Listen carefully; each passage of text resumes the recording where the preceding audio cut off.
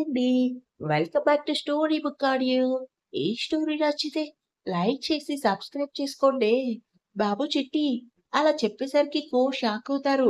సురేఖ నాకు ముందు నుంచే డౌట్ ఈ పనులు చూసి. కానీ అంత అవసరం ఏమొచ్చిందిరా? చిట్టి లేకపోతే ఏంటన్నా? ఇంకొంచెం ఉంటే వీరాళ్ళ చేతిలో మటాష్ అయ్యేవాడిని. నా మాట నేను గమ్మున ఉంటే మేడం వచ్చి ఆ జ్యువెలరీ తిరిగి ఇచ్చేద్దామన్నారు. నేను అప్పటికి చెప్పా, వద్దు మనకి ఎందుకొచ్చిన రిస్క్ అని. వింటేనా అబ్బే అస్సలా. రాగానే అన్నయ్య ఏమో ఒకటిచ్చి ఈ సంగతి రేపు చెప్తా అన్నాడు. దాంతో నా గుండెకాయ లోట్లోకొచ్చిందయ్యా. వాళ్ళ లోపలికెళ్ళాక కామ్‌గా లేచి బాగా థింక్ చేశా. అప్పుడే ఈ ఐడియా వచ్చింది. ఇలా చేస్తే మేడం నన్ను ఎక్కడికి పిలవరు. వీరన్న చేతిలో సేవ్ అయిపోతా అని చెప్పడం ఆపి అందరి వైపు చూశాడు. సుబ్బు, అమ్మ చిట్టిగా ఏం ఐడియా వేశావురా? నీది బుర్రే బుర్ర. సమీర్ అది సరే. ఈ విషయం వాళ్ళిద్దరికీ తెలిస్తే చిట్టి మీరు చెప్తే తప్ప ఎలా తెలుస్తుందన్నా? వీర అన్న లేడు. మేడం పైన డాన్స్ ప్రాక్టీస్ చేస్తున్నారు. సురేఖ ఆశ్చర్యంగా డాన్స్. కానీ ఆ డాన్స్ అదేదో భరతనాట్యం అంటారే అది వచ్చు. సురేఖ వావ్! సూపర్! ఈ టాలెంట్ కూడానా? చిట్టి అన్నీ ఉన్నాయి. నాలాంటి అమాయకుల్ని ఇరికించడంతో సహా. సమీర్ అవును మొన్న చెప్తున్నావు. వీరని చేంజ్ చేస్తా అని ఛాలెంజ్ చేసిందని. మళ్ళీ షాక్. చిట్టి నాతో కూడా అన్నారు. కానీ ది గ్రేట్ బఫే అక్కడ. నేను చేరాక నవ్వటం కానీ, ప్రేమతో మాట్లాడడం కానీ, సరదాగా కబుర్లు చెప్పడం కానీ చూడలేదు. ఇంక మారటమేంటి? మేడం పిచ్చి కాకపోతే. సురేఖ చిట్టి నెత్తి మీద ఒకటిచ్చి వింటున్నాం కదా అని నోటికి పని చెప్పావనుకో, నేను చేతికి చెప్తా. వెళ్ళు, వెళ్ళి భోజనాల ఏర్పాటు చూడు అనగానే చిట్టి గొణుక్కుంటూ వెళ్తుంటే లోపల విశిష్ట మొత్తం వినేసింది. బాబు చిట్టి, నువ్వు జీవిస్తున్నావని తెలుసు కానీ, డాన్ బాబుని చూసి అనుకున్నా. నన్ను చూసా? చెప్తా నీ పని అనుకుంటూ పక్క రూమ్‌లోకెళ్ళి దాక్కుంది. చిట్టి కిచెన్‌లోకి వెళ్ళాక ఫోన్ మాట్లాడుతున్నట్టుగా యాక్షన్ చేస్తూ కిచెన్‌లోకి వెళ్ళింది. ఆయనే. ఆ డాక్టరే. థాంక్ యూ సో మచ్ అంటూ ఫోన్ పక్కన పెట్టి, చిట్టి అంటూ జుట్టు నెరిపి, నీకో గుడ్ న్యూస్. నేను సైకాలజిస్ట్ కోసం సెర్చ్ చేశా. హైదరాబాద్ వెళ్ళాక నిన్ను చూపిస్తా. ఆయన ట్రీట్మెంట్‌కి నీకు గతం తిరిగి గుర్తుకొస్తుంది అంది నవ్వుతూ. చిట్టి చచ్చా! నీకు దండం తల్లో. ఆ ట్రీట్మెంట్ వద్దు, నువ్వు వద్దు. విశిష్ట ఏయ్ చిట్టి! వీళ్ళు ప్లాన్‌లేస్తున్నారు ఏదో రాబరి కోసం. అవి వచ్చాక మనం మళ్ళీ వెళ్లి అవి తిరిగి ఇచ్చేసి వద్దాం. ఏమంటావు అని అడిగింది. చిట్టి ఛీ నా బతుకు. మైండ్ పోయిందన్నా కూడా ఈ మహాతల్లి వదలటం లేదు. విశిష్ట సరే అన్నీ అరేంజ్ చెయ్యి అంటూ వెళ్ళిపోయింది. వామ్మో! ఈ మాఫియా అంత తిట్టినా ఎందుకున్నాను? జీతం కోసం. అంత జీతం ఎవడిస్తాడు? ఈసారి దొరికితే ఏకంగా పైకి పార్సెల్ కడతాడు. మఫే బతుకుంటే బిర్యానీ తినొచ్చు. అరే చిట్టి వెళ్ళిపోరా బయట. సింహ అది జరిగే పని కాదులే. సుబ్బు హైఫై ఇచ్చి అవునంటూ పల్లికిలించాడు. సమీర్ ఎందుకలా అనుకుంటున్నారు? ఒకవేళ మారిస్తే? సురేఖ సమీర్ వీర సంగతి తెలిసే అంటున్నావా? గాలి సమీర్ నీకు వీర 3 సంవత్సరాలు మాత్రమే తెలుసు. కానీ నాకు 12 సంవత్సరాలుగా తెలుసు. తను అనుకున్నదే చేస్తాడు. ఎవ్వరి కోసం మారడు. సమీర్ మీ అందరూ వీర కోణంలో చూసి మాట్లాడుతున్నారు. కానీ నేను విశిష్ట కోణంలో ఇచ్చి మాట్లాడుతున్నా. ఒక గొప్పింటి ఆడపిల్ల. బాగా చదువుకున్న అమ్మాయి. డిజైనర్‌గా, డాన్సర్‌గా ఎంతో గ్రేట్ ఫ్యూచర్ ఉన్న అమ్మాయి. తన తండ్రి ఒక బిజినెస్ మ్యాన్ మాత్రమే కాదు. సొసైటీలో చాలా ఇన్‌ఫ్లూయెన్స్ ఉన్నవాడు. విశిష్ట వీరని తప్పించుకొని వెళ్ళటం ఎంతసేపు? వెళ్ళి ఏ విదేశాలకో వెళ్లి స్థిరపడొచ్చు అనగానే సుబ్బు వీర అంటే భయం కాబట్టి వెళ్ళలేదేమో. ఒకవేళ తను వెళ్ళిపోతే వాళ్ళ ఫ్యామిలీని ఏమైనా చేస్తాడని భయం ఉందేమో. సమీర్ ఓకే. ఆ మాట నిజమనుకుందాం. కాసేపు అంత భయమున్నది తన ఫ్యామిలీని వీరకు తెలియకుండా ఎక్కడైనా దాచే కెపాసిటీ విశిష్ట వాళ్ళ ఫాదర్‌కుంది. ఇవన్నీ తెలిసి కూడా విశిష్ట ఎందుకు వీరని వదిలి ఎందుకెళ్ళటం లేదు? ఇదే నాకు అర్థం కావడం లేదు. అసలు వీరని జైల్లో పెట్టారనగానే నేను ఫ్యామిలీ గురించి ఎంక్వైరీ చేశా. విక్రమ్ దేవ్ కన్‌స్ట్రక్షన్‌కి తిరుగులేనికి చాలా స్ట్రిక్ట్. ఇంకా ఆయన భార్య పేరెంట్స్ మాత్రం కూల్. ఇవి తెలిసాయి. కానీ ఎందుకు విశిష్ట వీరితో ఉండటం అంటే సురేఖ అన్నట్లు తనని మార్చుకోవడం కోసమా? అలా మార్చడం వల్ల తనకేంటి ఉపయోగం అంటూ అందరి వైపు చూశాడు. కాళీ, సుబ్బు, సింహ, సురేఖ ఇదంతా చూస్తున్న విశిష్ట నవ్వుకుంటూ పైకెళ్ళింది. మెసేజ్ చేసింది. హాయ్ అంటూ. అటువైపు హాయ్ హాయ్ విసి డాన్ బాబుని వదలకుండా ఎందుకు తనతోనే ఉన్నావని డిస్కషన్ పెట్టారు. అవునా? మీ డాన్ బాబు లేడా మరి? విషి ఉంటే అంత ధైర్యం చేస్తారా? కరెక్టే. ఇంతకెక్కడికెళ్ళాడు? తెలీదు. వెళ్ళటం అందరూ కలిసే వెళ్లారు. బట్ వచ్చాక ఆయన కనపడలేదు. ఫోన్ చేయకపోయావా? మెషినేన్ ఫోన్ అన్నాను బాబుకి. ఏ చేయకూడదా? రిషి చెయ్యొచ్చు కానీ ఏమంటాడు జాన్? ఇలా ఫోన్ చేయడం నాకు నచ్చదు అంటూ సీరియస్‌గా చెప్పి ఫోన్ పెట్టేస్తాడు. ఎందుకు లాఫింగ్? ఏం లేదు. తనని బాగా అర్థం చేసుకున్నావు. నువ్వేం చెప్పావో అదేగా చేస్తున్నా. ఏం చేస్తున్నావు? తనతో ప్రేమగా ఉండు, తనకి ఎక్స్‌ప్రెషన్ నేర్పించు అని చెప్పా. విన్నావా? ఇష్! ఆ పనిలోనే ఉన్నా. వీరితో అంత ఈజీ కాదు. అండ్ ఆయన మారడమేమో గానీ, నేను లేని డాన్ అయ్యేట్లుగా ఉన్నాను. సరే ఉంటా బాయ్. బాయ్. మిల్క్ వ్యాన్ ఆగినట్లు అర్థమవటంతో మీరా అలర్ట్ అయి నెమ్మదిగా గడితేసి వెనక్కెళ్ళాడు. ఏవో పాటలు వినిపిస్తున్నాయి. తిట్టుకుంటున్నట్టు అర్థమైంది. 5 నిమిషాల తర్వాత ఒక డోర్ తీసి, ఒక టింత్ ఇచ్చాక మళ్ళీ డోర్ దగ్గరికేశారు. వీర నెమ్మదిగా వచ్చి డోర్ కొంచెం ఓపెన్ చేసి చూశాడు. ఎవ్వరు కనపడలేదు. నెమ్మదిగా దిగి చుట్టూ చూశాడు. ఒకతను క్యాన్ తీసుకొని లోపలికెళ్తున్నాడు. ఇంకో అతను కనపడలేదు. వీర లేట్ చేయకుండా ఇంకో మిల్క్ క్యాన్ తీసుకొని ముందుకెళ్ళాడు. ఎవరైనా చూస్తే డౌట్ రాకుండా లోపల ఎన్నో రూమ్స్ అని డోర్ వేసే ఉన్నాయి. పనివాళ్ళు క్లీనింగ్ చేస్తున్నారు. అసలు వీళ్ళు సేల్స్ చేయబోయే వస్తువులు ఎక్కడున్నట్టు అనుకుంటాడు వీర. ముందుకెళ్తుంటే తన భుజం మీద చేయి పడింది. వెనక్కి చూసేసరికి ఒక సెక్యూరిటీ గార్డ్ ఎక్కడికి అని సైగ చేశాడు. వీర క్యాన్ చూపించాడు. కిచెన్ అటు అని చూపించాడు. వీర కామ్‌గా కిచెన్ వైపు వెళ్ళాడు. ఆల్రెడీ కిచెన్‌లోకి వెళ్ళిన మిల్క్ వాళ్ళ టీ తాగుతూ కనిపించాడు. వీర అన్నీ జాగ్రత్తగా అబ్జర్వ్ చేస్తూ వచ్చాడు. సెక్యూరిటీ చాలా టైట్‌గా ఉంది. వ్యాన్ దగ్గరకొచ్చేసరికి సిగరెట్ వాళ్ళ ఏదో సీరియస్‌గా ఆలోచిస్తూ కనిపించాడు. వీర వెనక నుంచి క్యాన్ నెమ్మదిగా లోపల పెట్టి సిగరెట్ వాళ్ళ దగ్గరికెళ్ళాడు. వీళ్ళు హిందీలో మాట్లాడుకుంటారు. మనం మాత్రం తెలుగులో పోదాం. వీరా, నువ్వు వ్యాన్ డ్రైవర్‌వి కదా! నన్ను కొంచెం న్యూ బ్రిడ్జ్ దగ్గర దించుతావా? అతను వీరని ఎగాదిగా చూస్తూ నువ్వు అని అడిగాడు.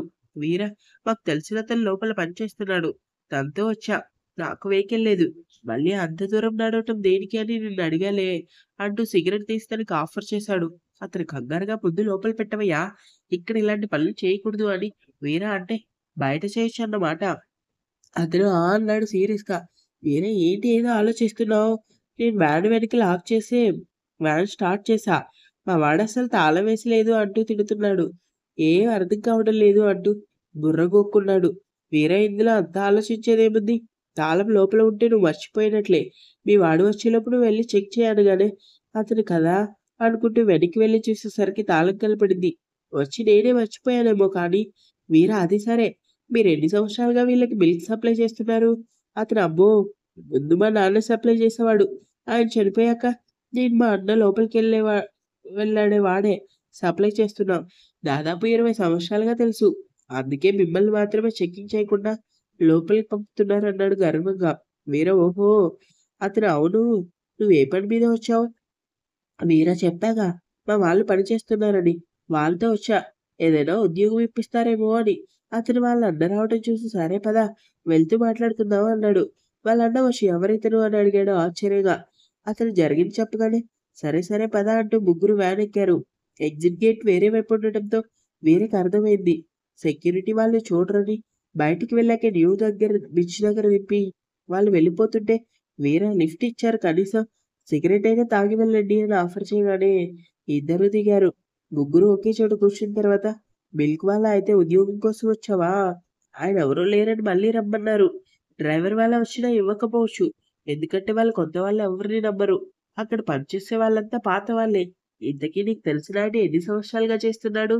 వీరా 5 సంవత్సరాలన్నట్టు గుర్తు. మిల్క్ వాళ్ళ ఆశలు వదిలేసుకో. ఎవ్వరు. నువ్వు గ్రేట్. టీ తాగుతున్నావు. ఎంత నమ్మకం లేకపోతే నిన్ను అలా అతను ఆ! మరి 20 సంవత్సరాలుగా తెలుసు. వాళ్ళు నమ్మాలే కానీ టీ ఏం కర్మ. టిఫిన్‌లు, భోజనాలు కూడా పెడతారు. వేరే ఓహో! అవును ఏదో నగల ప్రదర్శన అని చెప్పాడు. లోపల పనిచేసే ఆయన ఏంటిది? మిల్క్ వాలా? నగల ప్రదర్శన కాదు. ఎవరితో అనకు. నాకు ఎవరు తెలుసు? నేనెందుకంటాను? డ్రైవర్ వాళ్ళ? వీళ్ళు గొప్ప రాజవంశీయులు. వీళ్ళ దగ్గర చాలా విలువైన సామాన్లున్నాయి. వాటిలో కొన్ని అమ్మబోతున్నారు. వీరా అవునా? ఎందుకు అన్నాడు మఫ్ఫీ ఫేస్‌తో. మిల్క్ వాళ్ళ ఎందుకంటే తెలీదు. మాకు వంట వాళ్ళతో పరిచయం ఉంది. వాళ్ళు చెప్తేనే తెలిసింది. వేరే ఓహో! మరి ఎలా అమ్ముతారు? మిల్క్ వాళ్ళ అది నాకు తెలీదు. డ్రైవర్ వాళ్ళ ఎహే! ఎలా ఏముంది? వాళ్ళకి చాలా కార్లున్నాయి. దేనిలో ఒక దానిలో తీసుకెళ్ళి అమ్మేస్తారు. మిల్క్ వాళ్ళ ఊరుకోరా! అలా ఎలా అమ్ముతారు? అన్ని పట్టాలంటే కనీసం పెద్ద లారీ కావాలి. వీరా అసలు ఎంత విలువ ఉండొచ్చు? మిల్క్ వాళ్ళ చుట్టూ చూసి వీర చెవిలో 100 కోట్లు. వీర, ఆ బద్మాష్ నల్లమే చెప్పాడు. డ్రైవర్ వాళ్ళ పైకి లేచి, సరే మరి మేము వెళ్తామనగానే, మీరు చెప్పిన దాన్ని బట్టి చూస్తే మీరక్కడ అంతో ఇంతో పలుకుబడి ఉంది అనిపిస్తుంది. పోనీ మీరే ఒకసారి నా కోసం ఉద్యోగం అడుగుతారా? డ్రైవర్ అయినా పర్లేదు. ఇలాంటి చోట్లయితే జీతం కూడా బాగా ఇస్తారు. మీ పేరు చెప్పుకొని మా కుటుంబం గడుస్తుంది. వాళ్ళిద్దరూ ఒకరినొకరు చూసుకొని, సరే నీ నంబర్ ఇవ్వు అన్నారు. వీర నంబర్ చెప్తుంటే అతను నోట్ చేసుకొని, సరే రేపు ఉదయం 10 గంటలకొచ్చేయి. వీర థాంక్స్ భయ్యా అంటూ ఇద్దరికీ నమస్తే పెట్టి వెళ్ళిపోయాడు. సాయంత్రం 4 అవుతున్నా వీర రాకపోవడంతో ఫర్ ఫస్ట్ టైమ్ మన డీడీ పాపకి ఎక్కడో చాలా లైట్‌గా ఏదో ఫీలింగ్ వచ్చింది. యాక్చువల్లీ తను విన్నది వీర అక్కడికెళ్ళాడని. బట్ మెసేజ్ కూడా చెప్పలేదు. ఫోన్‌లో ఇలాంటివెందుకని. కిందకెళ్ళి హలో బిందాస్‌గా హాల్‌లో టీవీ చూస్తున్న కోన్ చూసి, విశిష్ట ఎలా కూర్చున్నారో చూడు. దుష్ట చతుష్టయం. ఆయన్ని రిస్క్‌లో పెట్టి నెట్టి హ్యాపీగా టీవీ చూస్తున్నారనుకోని, సమీర్‌తో డాక్టర్ భయ్యా మీ ఫ్రెండ్ ఇంకా రాలేదు ఎక్కడికెళ్లారు అని అడిగింది. అమాయకంగా ఫేస్ పెట్టి. అందరూ అలర్ట్ అయ్యి విశిష్ట వైపు చూశారు. ఖాళీ. ఈ చెల్లై నేను అనుకున్న దానికన్నా డేంజర్. సమీర్ అదా! ఇంపార్టెంట్ పని మీద వెళ్ళాడు. వచ్చేస్తాడు. విశిష్ట సరే నేనందరికీ టీ పెట్టుకొస్తా. అందరూ ఒక్కసారిగా వద్దు అని అరిచారు. విశిష్ట ఎందుకొద్దు అని అడిగింది కంగారుగా. సమీర్ అంటే చిట్టి పెడతాలే నీకెందుకు శ్రమ అని. అంతే కదా అని అందరి వైపు చూస్తూ అందరూ ఆహా అంటూ తలూపారు. సురేఖ లోపల నుండి వస్తూ ఏం లేదు విశిష్ట. నువ్వు ఖాళీ నువ్వు చేసిన పని గురించి చెప్పాడు. అందుకే అందరూ భయపడుతున్నారని నవ్వింది. విశిష్ట వైపు టెన్షన్‌గా చూశారు. విశిష్ట ఛ! ఊరుకో కాళీ అన్నా. నేనెక్కువ కలపలేదు. జస్ట్ 5. సుబ్బి ఆ విషయాలు తల్లి. ఇంకో 2 ఏసుంటే ఏకంగా పైకి బెర్త్ కన్ఫర్మ్ అయ్యేది. విశిష్ట కోపంగా చూసి మరి మీ ఫ్రెండ్ బానే ఉన్నాడుగా. సమీర్ వాడు ఐరన్ మ్యాన్. ఇలాంటివి పనిచేయవు. సురేఖ సరే సరే వదిలేయండి. విశిష్ట పద నువ్వు టీ పెట్టు. నేనొస్తా అంది. ఇద్దరూ లోపలికెళ్ళగానే విశిష్ట వదినా మీకేమైనా పనుంటే చూసుకోండి. నేనేమీ కలపను అంది. సురేఖ నవ్వుతూ సరే అంటూ వెళ్ళిపోయింది. విశిష్ట ఫోన్ చేతిలోకి తీసుకుంది. నాగబాబు నంబర్ వైపు చూస్తూ కాల్ చేసింది రింగ్ అవుతుంది. విశిష్టకి టెన్షన్ మొదలైంది. ఏమంటాడో అని. ఇప్పుడైతే ఫ్లైట్ యూకే వెళ్దాం రండి. సిద్ధు నన్ను చూసి టెన్షన్ పడక్కర్లేదు. మీ ఎంజాయ్ మీరు చేయండి అంటూ వచ్చి వైషు పక్కన కూర్చున్నాడు. వైషు తనను పట్టించుకోకుండా తన ఫ్రెండ్స్‌తో కబుర్లు చెప్తుంది. సోనా వచ్చి సార్ మీరేం తింటారో చెప్తే తీసుకొస్తా అంది నవ్వుతూ. సిద్ధుకి ఇవి జ్యూస్‌లు చాలు. సోనా ఓకే సార్ అంటూ వెనక్కి తిరిగి వెళ్ళబోతూ స్లిప్ అయి సిద్ధు మీద పడింది. సిద్ధు జాగ్రత్త సోనా దెబ్బలేమి తగలలేదు కదా అని అడిగాడు. వైషు ఆహా ఏ కంగారంత affection. Sona thank you sir అని వెళ్ళిపోయింది. సిద్ధు హాయ్ అన్నాడు. వైషుకి మాత్రమే వినపడేలా. వైషు హాయ్. సిద్ధు ఎలా ఉంది సర్ప్రైజ్? వైషు ఏంటి? సిద్ధు నేను రావటం నీకు హ్యాపీ కదా? వైషు ఎక్స్‌క్యూజ్ మీ అంటూ లేచి వాటర్ బాటిల్ తీసుకుంటే సిద్ధు వచ్చి ఏం మాట్లాడుతుంటే వచ్చేస్తావు? వైషు అయితే ఏంటి? నా కోసం కాదు నేను రమ్మంటే రాలేదు. మీ సోనా పిలిస్తే వచ్చావు. గో టు హెల్ అంటూ కోపంగా ఎళ్ళింది. సిద్ధు నవ్వుకుంటూ అరే బచ్చా! అనిరుద్ధ్ గ్రేట్ రా! జలసి ప్రేమకు పునాది అంటూ నన్ను పంపావు చూడు. నువ్వు గ్రేట్ ఎహే! అసలేం జరిగిందంటే మార్నింగ్ వైషు వెళ్ళిపోయాక తనకి అనిరుద్ధ్ కాల్ వచ్చింది. ఏరా మచ్చా ఏం డూయింగ్? అరే ఫుల్ బిజీ న్యూ ప్రాజెక్ట్ 2 నెలలు ఫుల్ బిజీ. అనిరుద్ధ్ ఏమంటుంది మిసెస్ వైష్ణవి సిద్ధార్థ్? సిద్ధు కంపెనీలో అందరూ ఈ ప్రాజెక్ట్‌తో ఫుల్ బిజీ. వీక్ ఆఫ్ కావడంతో ఔటింగ్‌కెళ్లారు. అనిరుద్ మరి నువ్వెళ్ళలేదా? సిద్ధు లేదురా. చెప్పాగా బిజీ అని. అనిరుద్ ఊరుకోరా. ఇంకెప్పుడు ఎంజాయ్ చేస్తావు? అసలు నువ్వెళ్ళాలి. తనతో టైమ్ స్పెండ్ చేస్తేనే కదా! సిద్ధు అలా అంటావా? అనిరుద్ మళ్ళీ ఎళ్ళు. లేట్ చేయకు. సిద్ధు ఎలారా? ఇప్పుడు నేను వెళ్తే వైషు ఏమనుకుంటుంది? స్టాఫ్ ఏమనుకుంటారు? వీడు మిమ్మల్ని ఇక్కడ కూడా ప్రశాంతంగా ఉండనీయటం లేదు అని తిట్టుకుంటే, అనిరుద్ "ఎహే! ఆపువే వాళ్ళేమనుకుంటే నీకెందుకు? నీకు వర్క్ కావాలి. అంతేనా? ఒక పని చెయి. ఏదో వర్క్ పని మీద సోనాకి కాల్ చెయి. తర్వాత చూడు." వద్దు అమ్మో! వైషు కోపమొస్తే అనిరుద్ అదేదో సినిమాలో చెప్పినట్టు అసూయ, ఘాటైన ప్రేమకి థర్మామీటర్. నువ్వు సోనా దగ్గర వెళ్ళినట్టు వెళ్ళు. వైషు కోపం రాకపోతే చూడు. తర్వాత జెలసీ ఆ పైన ప్రేమ, ఆ పైన రొమాన్స్. ఆ తర్వాత వద్దులే. ఇంక వెళ్ళు చెప్తా. సిద్ధు రివర్స్‌గా నవ్వాలి. నా కొడకా నీ సంగతి చెప్తా. అనిరుద్ లవ్ గురు ఇక్కడ. వెళ్ళు వెళ్ళు. వెళ్ళిపో అంతే అంటూ కాల్ కట్ చేశాడు. తర్వాత సిద్ధు సోనాకి కాల్ చేసి ఆఫీస్ విషయాలు అడగటం స్టార్ట్ చేశాడు. తర్వాత ఏంటా గొడవ అని అడిగాడు. సోనా మనవాళ్ళే సార్. ఔటింగ్‌కొచ్చాం కదా! ఎంజాయ్ చేస్తూ అరుస్తున్నారు. అన్నట్లు మీరెందుకు రాలేదు అని అడిగింది. సిద్ధు అదా కుదరలేదు. Sona enjoy with your friend. Sona రండి సార్. ప్లీజ్ నా కోసం కాదు వైష్ణవి కోసం రండి. సిద్ధు అదేంటి అలా అంటున్నావు? సోనా మీరు కొత్తగా పెళ్ళైన వాళ్ళే అసలే. మీ ఇద్దరు సరదాగా బయటికెళ్ళి టైమ్ స్పెండ్ చేయాలి. మీరేమో న్యూ ప్రాజెక్ట్‌లో బిజీ అయ్యారు.